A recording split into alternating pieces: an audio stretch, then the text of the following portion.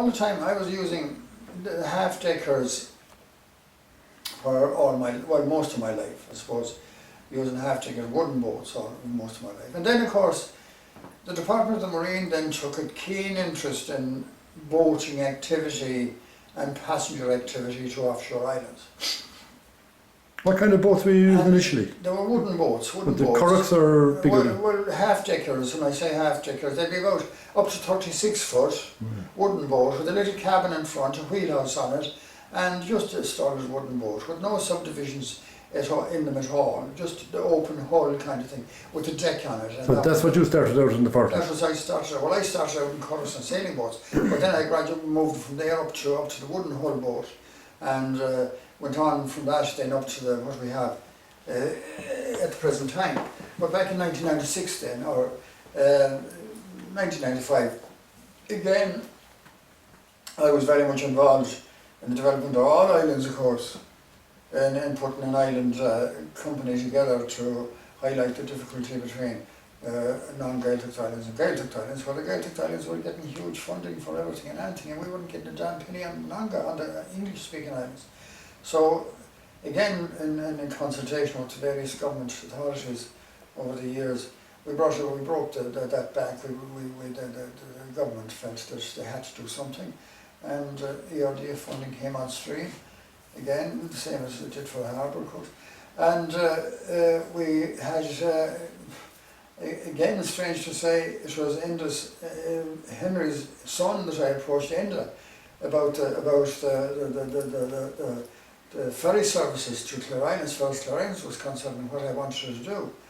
And I went to him with the plan that I had in mind, and drew up a development program, a plan, set up my own company, Clare Island Ferry Company, registered it, and got a plan drawn up for the boat, which is now called the Pirate Queen. That boat cost me £448,000 at the time I got her built. And she had cargo facilities on board, and she had passenger facilities and certification for 100 passengers. And that's where we turned the corner as far as tourism generally is concerned, and making the island more accessible to the mainland, because she could handle all the weather, the bad weather that came our way, particularly over the winter months. And there it was Enda at the time that made it possible for me to tap into ERDF funding to get a substantial grant for the provision of that vessel. So that's how it all started. I subsequently got another vessel then, which is a roll-on or off ferry. We can roll on a truck onto her with a cargo of gravel or whatever, 30 up to 30 tons, and roll it off at both ends. But that has changed the whole access to and from the island in a massive way. So the next generation is taking over now? Well, the next generation, my lads now, as I said, Brian and Alan are now taking over the boats. They have taken on the directors of the company, and both of them have skipper's tickets. So how many generations of O Grady's is that now that have serviced the island? Boating service. Well, it started with the old fellow on the wall there. Fourth generation? 1, 2, 3, 4. Fourth generation. Fourth generation, yeah. So Alan and Brian are on the boats, looking after the 2 boats and servicing Inishturk and Clare Island.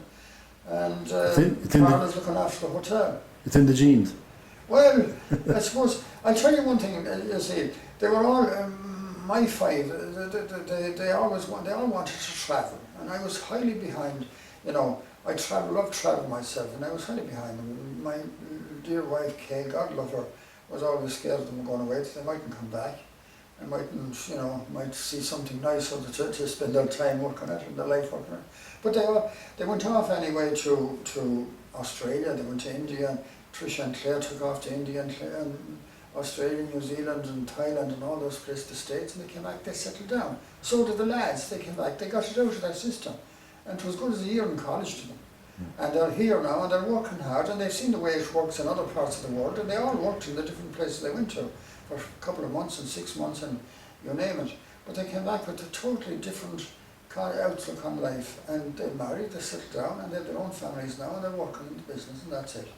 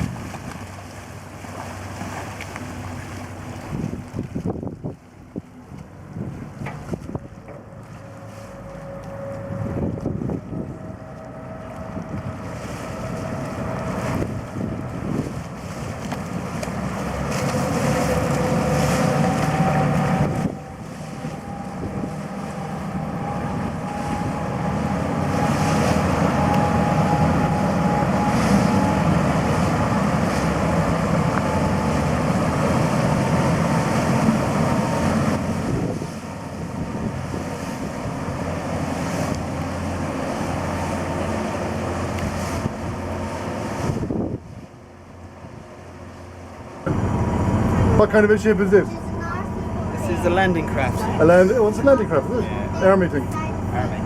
Well, it's not army. It was commissioned by the Scottish government to back in 1973 for the islands, the Orkney Islands. She was one of seven boats built. And we bought it 5 years ago from a fella in Donegal. And we re-engined, and we have her here now today on the service, Clare Island, Inish Turk. But she looks really good, doesn't she? She's in good nick now, yeah. Very handy for the job. Very handy. Bring a lot of people in and out. We can also bring cargo. Should take ample weight. Housing materials, coal, animal supplies, etc.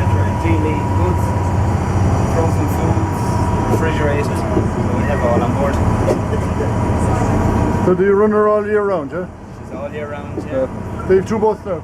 2 boats, 2 big boats, and we have a small boat then, the very lightly. She's 33-foot anchor stern.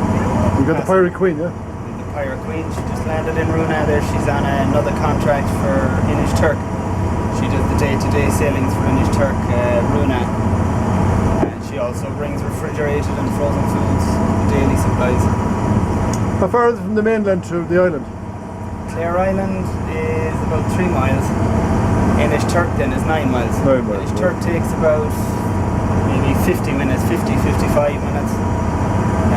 It's on a day like today now, it's fine, but it can get fairly wild. It's a bad old crossing, the last part of it. And this one takes how long? This one now will take 20 minutes. Okay.